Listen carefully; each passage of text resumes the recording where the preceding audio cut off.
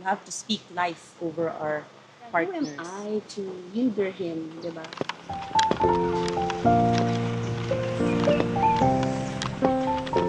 Hi everyone, welcome back to our channel.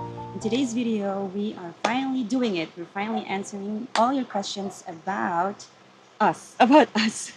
So today's video is going to be about how we make our marriage and moving back here in the Philippines work. Are you excited? Are you excited? Yeah. Kasi marami nagre-request na gumawa raw kami ng video para malaman nila kung paano kami nagkakilala ng asawa ko. And how we make Yeah. everything work out. Yeah. Yeah. So maybe we should start with how we met, where we met, right? Well, Ako na muna. sige. Kasi nung na-biyudo ako, syempre malungkot ang buhay ng single. Kaya naghahanap-hanap ako ng mapapangasawa sa mga kaibigan. Ganun. Tapos meron akong kaibigan dito sa Sorsogon na teacher din siya sa Cavite. Pinakilala niya sa akin ang misis ko. Kaya doon kami nagkakilala. Yep. So I was a teacher, a high school teacher sa Cavite po. And yung co-teacher ko, si Ma'am Ellen. Hello, Ma'am Ellen. Siya po yung nag-introduce sa akin sa kanya. And then, ayun, pumunta siya sa Philippines, nag-meet kami, pinakilala sa mga pamilya. And because we're not getting any younger, at that time, how old were you? 43? 40. Yeah, and I was like 30. 30. Yeah. I was 30. And yeah, like I said, hindi na kami bumabata. So wala na kami dun sa stage ng parang marami pang pasikot-sikot. Drama. Drama, yeah. And grateful nga ako kasi matured na siya nung time na yon. Matured na siya. Ngayon, hindi na. Tapos ako din naman, dahil din sa edad ko, hindi na rin nga ako bata, di ba? So, marami na rin akong pinagdaanan sa buhay. And matured na rin akong matatabi. Masasabi kong matured na rin Yeah. ako. Ayaw na namin ng mga madaming drama and paligoy-ligoy pa. Yeah, so just to cut it short, pinetition niya ako. After a year, nakarating ako sa America through fiancé visa. And then within 3 months, we got married. And biniyayaan agad kami ng isang baby boy. So yun po ang aming short but sweet love story. The end. Joke lang. So now they are very curious about me. Kasi sabi nila, baka naman daw, sumusunod lang daw ako sa'yo. Sunod-sunuran lamang ako sa kanya. Ako nga ang sumusunod sa kanya. Sunod-sunuran lang ako.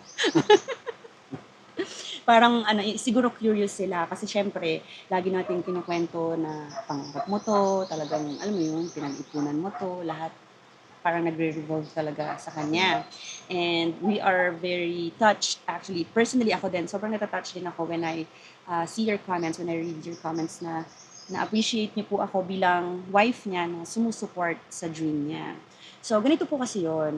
Nung naging kami, talagang naging honest po siya sa akin about his dream of retiring here in the Philippines. Hala, baka mag-iyakan tayo. Ayak ako. Hindi, pinapawisan lang ako. Naiyak ako. So, very honest na talaga siya. Very upfront siya sa mga plans niya. So, nung time na yon, syempre, nandito pa rin naman ako sa Philippines noon. And para po sa information ng lahat, ako po ay napaka-family-oriented bilang panganay po sa family namin. If I'm being honest, hindi ko rin naman gusto talaga na mapalayo sa family ko. Kung pwede nga lang po talaga, dito na kami, as in dito na kami. Pero sa madaling sabi nga po, ganun, kailangan ko pa rin pumunta doon sa US dahil may mga anak pa po siya na dependent po sa kanya, nag-aaral pa ng mga panahon na yun at kailangan muna namin ma-establish, maging independent sila bago namin sila iwan, di ba? So, ganun po yung nangyari. Very honest siya sa akin. And ako, andun na rin po kasi yung mindset ko na syempre marriage na to, hindi na to yung boyfriend-girlfriend lang, di ba? Parang kung ano yung dream niya, parang inangkin ko na rin, inako ko na rin na sa akin. Tsaka at the same time, when he told me na pangarap niya yung farm, ganyan, parang sabi ko, very simple nga lang sa mind ko na parang, simple lang. Parang, alam mo yon yung nakikita ko kaagad na simpleng tao lang din siya. So, parang in-admire ko rin yun sa kanya. Kasi, di ba nga, most people iisipin, oh, nasa Amerika ka na. Bakit ka pa uuwi dito sa Pilipinas, di ba? Parang, kumbaga, nasa kama ka na, bumaba ka pa sa, Banig. sa banig. Ganon. So ako, nung sinabi niya sa akin na gano'n, na farm lang, simpleng buhay, sa probinsya, I'm all in. Alam mo yun, kasi ako, simpleng tao lang din. Parang gano'n lang din naman ang gusto ko. Wala naman akong, hindi na rin ako yung, although ambitious ako in a way na, gusto ko lang maiahon sa hirap yung pamilya ko kasi talagang kung sa hirap kung hirap talaga kami. Isang kahig, isang tuka, napuputulan ng kuryente, yung mga ganong buhay namin noon. So, gusto ko lang ng improvement. Pero yung mansion and alam mo yan, yung many cars, luxury bags and all, wala akong ganyang pangarap, kumbaga. So, ayun po, inangkin ko na rin na akin yung pangarap na yun. Tsaka kasi 'di ba, pag ikakasal ka, you are one. You and your husband, your partner will become one. So, ayun, madali lang sa akin na inaccept yung pangarap niya. Nasagot ko ba? Nasagot Tsaka ko ba? nung nanliligaw ako, talagang honest ako sa kanya. Sinabi ko yung plano ko na babalik tayo sa Amerika. Pupunta tayo sa Amerika pero 5 years lang, tapos babalik na tayo ng Philippines dahil yun ang plano ko mag-farming nga dito sa Philippines. Kaya nung natapos yung 5 years, hindi Hindi nga 5 hindi years nga eh, 5 years, 7 naging years. 7 dahil yung mga anak ko nag-aaral pa ng college. Kaya medyo na-delayed ng 2 years yung plano namin sa pag-uwi sa Philippines. Very supportive naman sila sa dream din ng daddy nila. Actually, parang sila pa yung nagpo-push na, Dad, go. Kasi ayaw nila nung feeling na sila pa yung maghihinder sa dream ng daddy nila.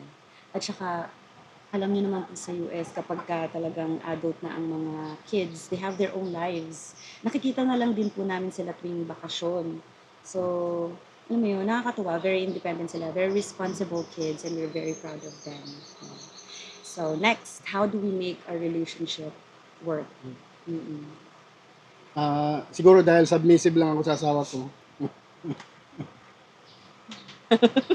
Hindi, kasi pag ako naman dahil medyo mas may edad ako sa kanya, talagang kumbaga may mga experience na ako tungkol sa mga relationship na kailangan paggalit, huwag mong sasabayan. Kaya marami na ako natutunan na tungkol sa previous marriage ko. Kaya parang yung pagsasama namin na dalawa, parang hindi na ako nahirapan mag-adjust dahil alam ko na yung gagawin ko. Parang may training na ako na nangyari. May train. Oh. Yeah, like I said earlier, matured na kasi siya nung na-meet ko. So, I think it really helped. Kasi tayong mga babae, di ba, we can live a soft life. Wow, a soft life. Pag yung partner natin, responsible, nakikita natin na family-oriented, responsible, tapos, alam mo yun, may provider mindset. Kasi, pag ganun, parang yung babae, hindi niya na rin kailangan mag-isip masyad. Kasi ngayon ang nangyayari, nagkakaroon ng friction between partners kapag mas parang mas responsible yung babae, tapos yung lalaki parang wala lang, ganyan. So, alam ko po na may mga ganong situation sometimes, 'di ba, sa mga partner. And we are grateful kasi nga, yun nga, may provider mindset siya. And ako naman, nung nagkaroon ako ng legal papers, nagtrabaho din naman ako kaagad. Hindi ko naman dinepend sa kanya lahat-lahat, kumbaga. And bilang breadwinner, hindi nga po ako sanay ng humihingi. Ako yung sanay ng nagbibigay. I remember first 2 years ko yata sa US, ultimo yung pambili po ng pads. Nahiya po ako sa kanya. Pero I'm so grateful, napaka-generous nga po ng asawa ko and he knows his responsibilities, kumbaga. And basta ang grateful ko lang talaga kasi nga matured na siya and he's got a provider mindset. Pero ayun nga, how we make things work. Kasi siguro din we don't compete with each other. And although we know that we are one bilang husband and wife, we are still our own person. Parang may individuality pa rin kami na nirerespeto namin. Like when I met him, I knew na mahilig siya mag-golf. So, hindi ko siya para pigilan sa kaligayahan niya. At saka masaya rin naman ako na nag-golf siya kasi alam ko exercise din. Exercise, tsaka masaya talaga siya doon. Tsaka sinabihan din ako ng in-law ko na, ay, mahilig yan mag-golf. So, aware na ako, meron na akong expectation. Tapos, ako, I have my own thing din. Ano bang own thing ko? Ukay-ukay. Okay. O, di ba, alam niya. So, yun, respeto lang. Tapos, we let each other grow then as an individual. We grow together and we grow as an individual. Ganun. Sa relationship naman talaga, kailangan mo lang ng mahabang pasensya. Mhm. At yung pag pinapakita mo sa asawa mo na mahal mo siya, talagang may tiwala sa'yo. Kahit saan ako pumunta, wala nang problema sa asawa ko dahil nagtitiwala siya sa akin. At alam niya may takot ako sa Diyos. Kaya hindi siya nagwo-worry kung saan man ako pumunta mag-isa na hindi siya kasama dahil alam niya na parang alam niya na yung personality ko na. Personality mo na loyal. Loyal ka. Loyal ako pag may Kiligin ka na. loyal ako pag may nakabantay. Hindi, may talagang ano naman, talagang may pagmamahal ako sa Diyos. May takot ako sa Diyos at may pagmamahal ako sa Diyos. Kaya kahit saan mo ako ipadala, Saan mo kayo? kahit walang bantay, talagang nagbe-behave ako. Dahil Yeah. unang-unang, ganda ng asawa ko, alangan, alangan naman gumawa pa ako ng kalokohan. Di parang, Joke lang. parang hindi na maganda. Kaya Thank nagbe-behave ako palagi, kahit walang bantay. Siguro nga talaga iba kapag you are following God's design sa family. Diba? We are to submit to our husband and the husband should love us like Jesus did to his church. So yun lang yun lang. Tsaka hindi kami perfect na couple pala ha. Singit ko lang. Baka kasi parang isipin mo, perfect naman ng dalawang to. Kung minsan yan, naghahabol lang kami ng kutsilyo. Oy! Joke lang yun. Baka maniwala Yeah. sila. Grabe ah. Ano tawag dito? So, ayan, wala tuloy sasabihin ko kasi we're not perfect. Nagkakaroon din kami ng tampuhan, 'di ba? Kasi ano nga 'di ba, bilang individual, bilang tao, we have different upbringing, different personality pa rin at the same time. May similarities pero may differences pa din. So, meron ding magkakaroon din ng friction, 'di ba? Pero ang nakakatuwa naman sa amin, kahit na ganun, alam mo yun, yung parang nasa-solve din agad. Hindi namin pinapatagal yung mga issues. Siguro communication talaga is key. Tapos timing din, right timing. Kasi minsan, 'di ba, you want to communicate your thoughts na kaagad You want to share na kaagad yung naramdaman mo and Gusto mo na everything. kagad, Gusto mo na kaagad ma-solve and everything. Pero kasi sometimes, hindi pa ready yung partner mo. Parang ano pa rin siya, parang kailangan pa, clouded pa rin yung thoughts niya and yung heart niya ng anger, let's say anger or any negative emotion. So you still have to wait. So right timing and communication, I think, yun din yung nag-work sa amin. kailangan mo na magpalamig Kanina mo natutunan yan? sa'yo.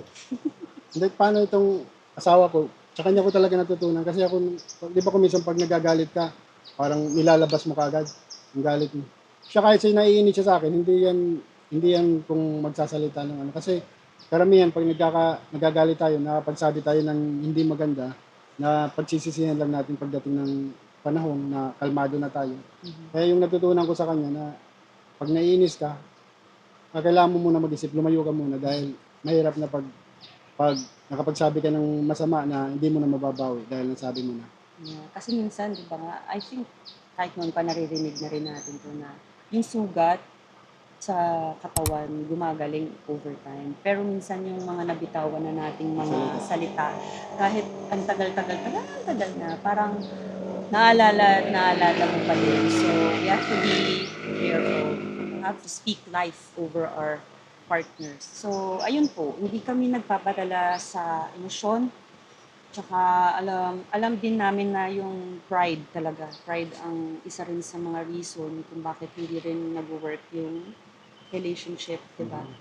Like halimbawa ako, kung pinairal ko yung pride ko, siguro bigyan ko kayo ng a little context lang. Kasi syempre like kung sinabi ko kanina na kung papipiliin ako, kung maaari lang, hindi na ako pupunta ng Amerika kasi sobrang attached ko talaga sa family ko. But I'm not gonna lie as well na nung nakarating naman po ako sa Amerika, nakita ko rin yung ganda ng Amerika, tsaka yung dun kasi talaga din ako, how should I say it, nag-grow as a person. Ang dami ko rin mga natutunan doon sa Amerika, mga mindsets ba na wala dito sa US, kumbaga. Parang parang kumbaga parang may nag-pop ng bubble sa akin. Parang, kaya ganun. So nag-grow din ako sa person sa Amerika. Naging safe haven ko talaga din yung lugar na yon. At saka at the same time, nakita ko rin nga yung Ganda ng yung Amerika. ganda, yeah, yung ganda ng Amerika, like I said. So, may point paninirahan ko doon, may point po sa paninirahan ko doon na parang sabi ko, sana magtagal-tagal pa kami ng konti. Kasi nga, binigyan niya ako ng timeline. 5 years! Tapos parang sabi ko, parang magtagal-tagal pa ng konti. Parang gusto ko pa kasing, alam mo yun, gusto ko pa kasing makapag-ipon din on my own. Parang gusto ko pa na makapag-work and yun nga, to have my own savings, hindi lang yung magre-rely ako sa kanya. Siguro yun, panganay mindset, breadwinner mindset. Yun yung nagra-run sa mind ko. So kung paiiralin ko yung ganong ko na sabihin ko sa kanya na pwede ba ganyan. Kasi nag-promise na rin kasi ako sa kanya and I don't want to break that promise to him. So I let down my pride and yun, sinuport ko talaga yung gusto niya na makabalik dito. Kumbaga yung sa akin kasi, gusto ko rin naman bumalik, pero parang sa akin extended time lang sana yung gusto ko pa sana. Na-extend naman ng 2 years 2 years lang, pero more pa.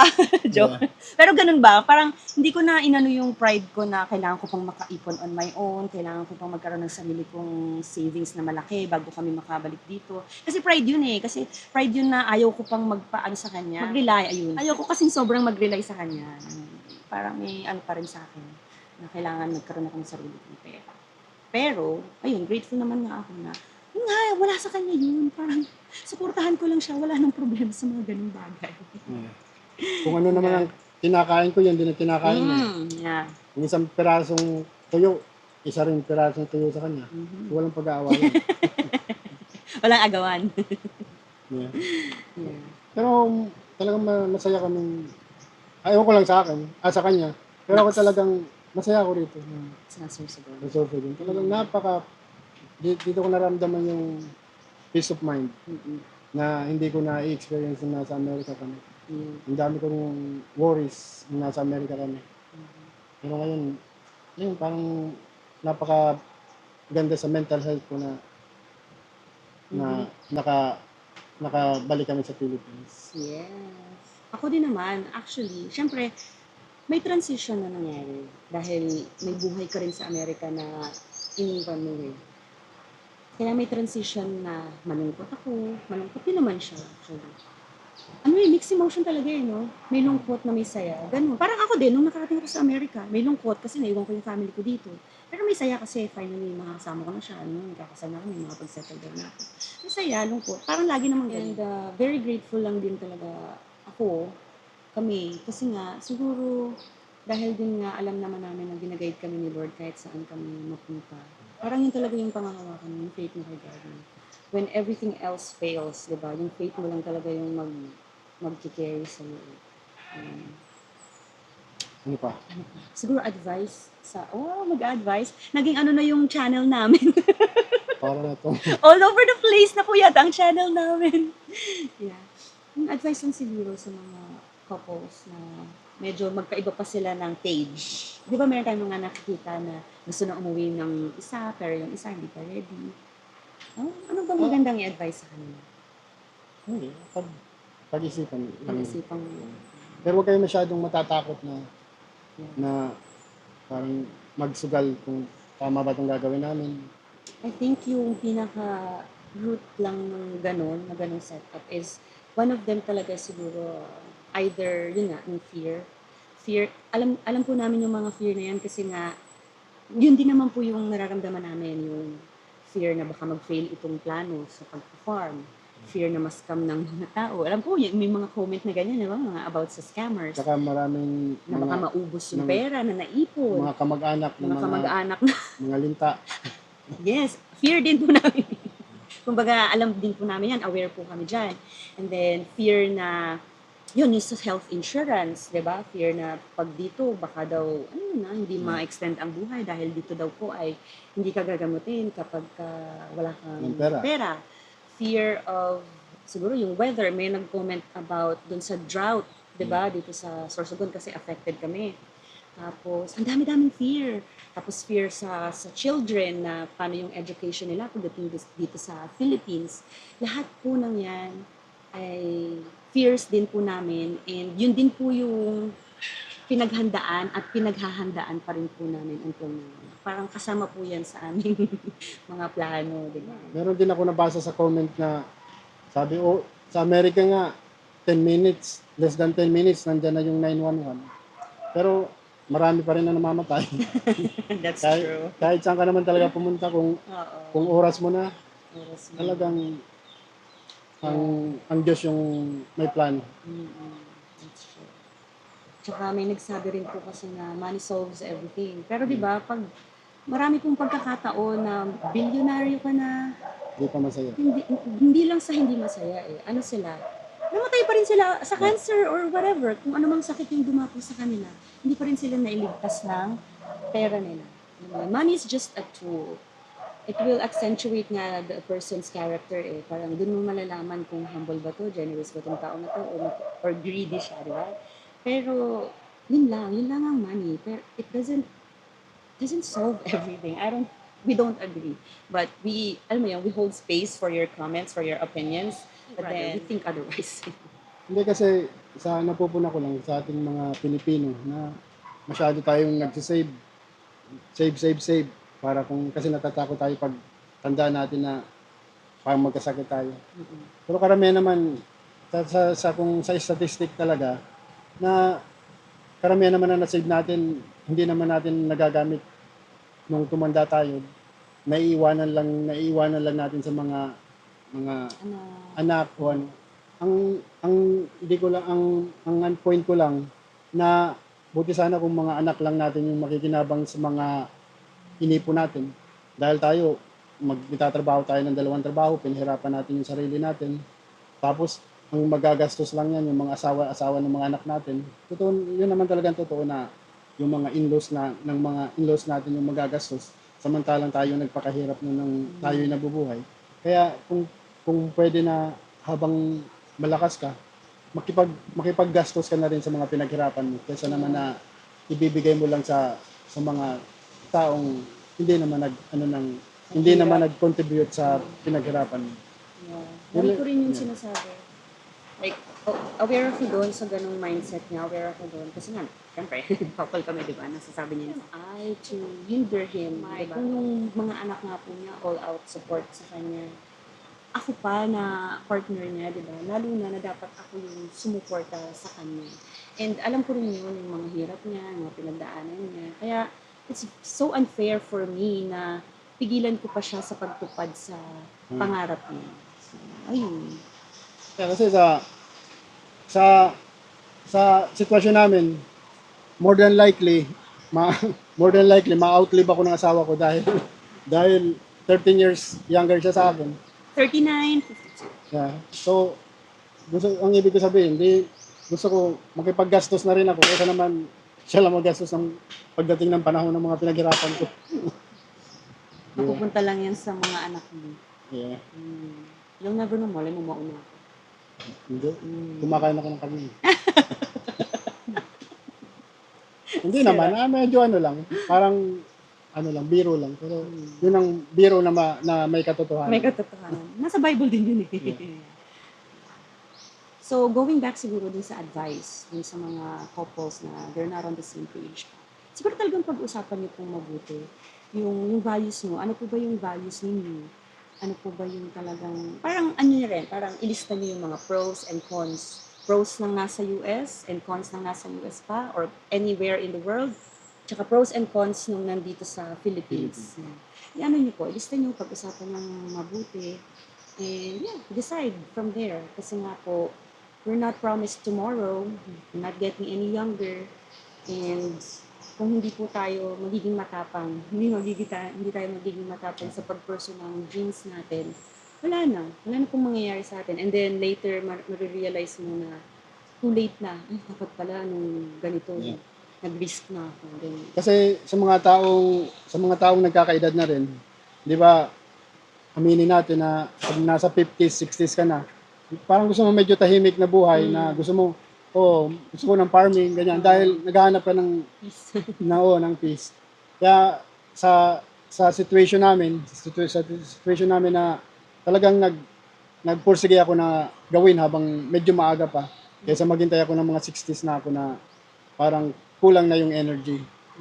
Ngayon, marami pa akong plano. Kaya pa siguro pagdating ng mga 60s ko, malaki na yung improvement na nagawa ko sa farm. Dahil ngayon, marami pa akong energy. And it's also good din na, yun nga, na parang partner talaga kayo. Hindi pwedeng, kunwari, ito, farm. Siya lang may pangarap niyan, sinuportahan ko na siya, umuwi na ako dito. Hindi, ano rin ako, involved din ako sa mga nangyayari dito. Kasi nga, if anything happens to him, paano magko-continue yung farm, 'di ba? Yung function ng farm. So, I have to be there, 'di ba? Na alam ko yung mga nangyayari at alam ko rin yung mga gagawin. Kaya nga, sabi namin din sa mga ibang videos namin, nasa US kami, nanonood kami, sabay kami nanonood ng mga YouTube. YouTube University. Ang dami namin natutunan together doon. Tsaka, ayun nga, dati wala naman akong hilig sa mga gardening na ganyan. Pero siya kasi sobrang hilig ko ng gardening. Ayun, nakikiano na rin ako sa kanya. Tsaka na-enjoy ko na-appreciate ko bigla yung beauty ng mga bulaklak.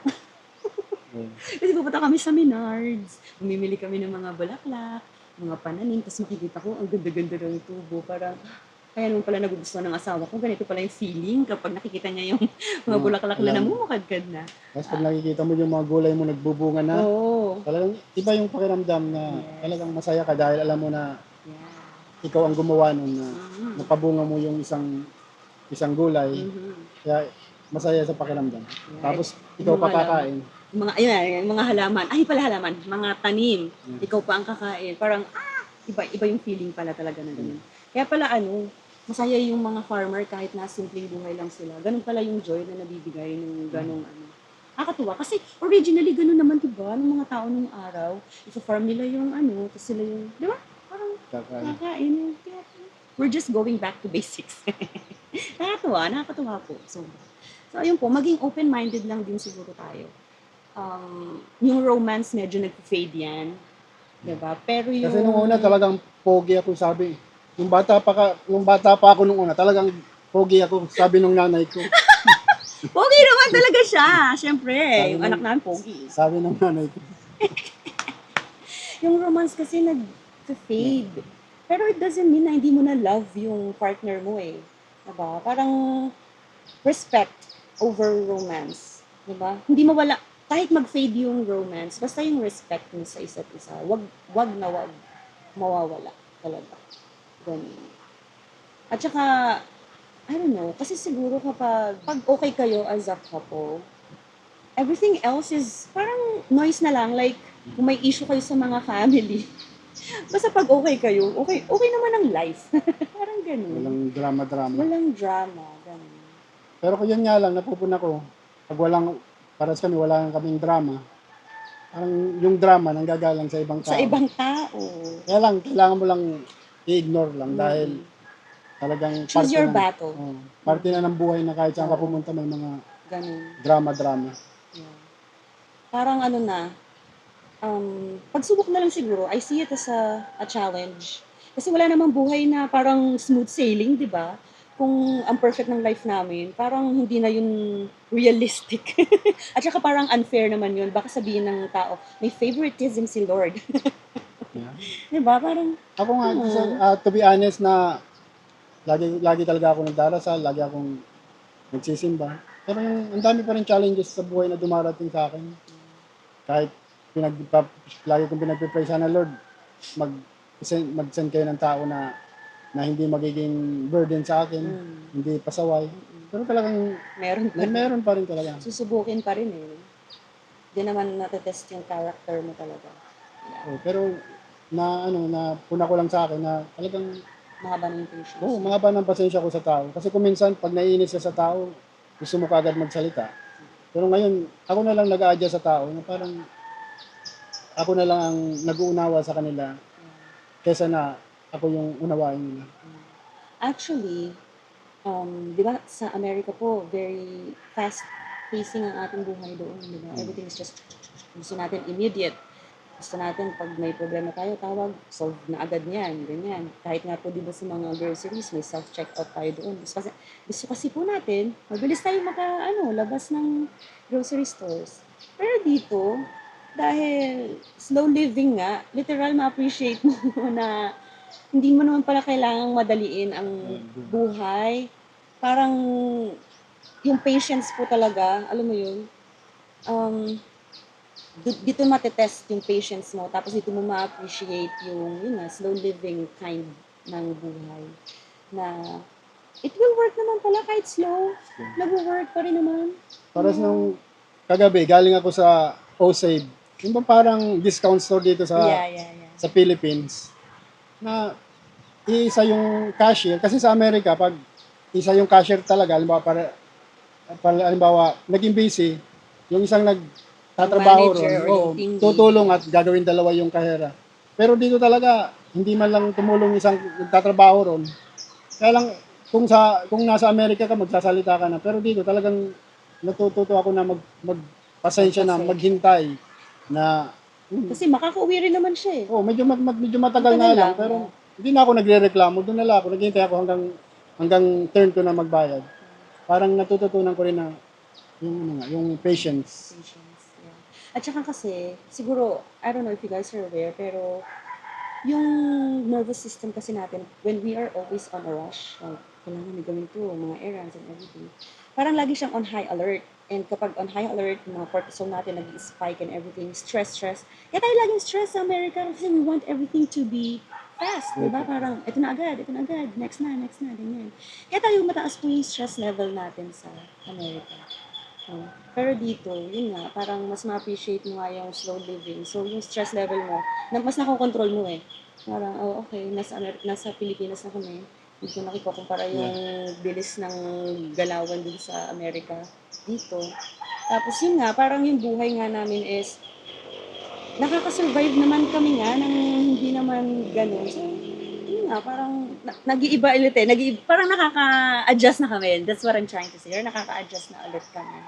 Ganun. Sa una lang, parang talaga, yeah. maiinis ka dahil Kasi nga nakasanayan na eh, di ba? napakabagal. Pero ngayon, normal na sa akin maghintay. Appreciate mo na yung takbo ng buhay na hindi minamadali. Pero, yun nga, pag sa Amerika ka, talagang may i-give up ka na maganda ron, hindi maganda rito. Tapos merong maganda rito na hindi maganda sa Amerika. Pero it really depends on your values talaga, where you guys are more aligned. So, ayun lang po siguro. Ano po ba? Sana po ay marami kayong natutunan. We know it's kind of all over the place, pero we tried our best to answer your questions and to give advice from our hearts, not from our hearts. Gusto lang po talaga namin ng nakakatulong. Kasi actually kami, when we made this YouTube channel, wala kaming expectations. We just want to have fun. We just want to record yung journey namin dito sa farm and see what happens. And then we didn't expect that people will receive us pretty well and we're giving out values out there na talagang nakakataba po ng puso. Nakakataba ng puso na may nagagawa pala kaming mabuti dito, di ba? Yeah, masaya po kami. Masaya po kami na na-appreciate nyo rin po yung mga sinasabi namin, mga opinions namin, ganyan. Yeah, kasi nung nasa Amerika naman kami, naghahanap din ako ng channel na parang ganitong concept dahil gusto ko rin magkaroon ng ideas kung yung parang mga expectation kung just in case na umuwi kami sa Philippines. Kaya siguro yung channel na to makakatulong din sa inyo kung kayo nagbabalak din na umuwi sa Philippines. Sana magkaroon kayo ng mga information sa mga paggagawa ng decision. We want to entertain and educate you guys through our videos and hopefully nagagawa po namin yan. Kung meron kayong mga katanungan, mag-message lang kayo.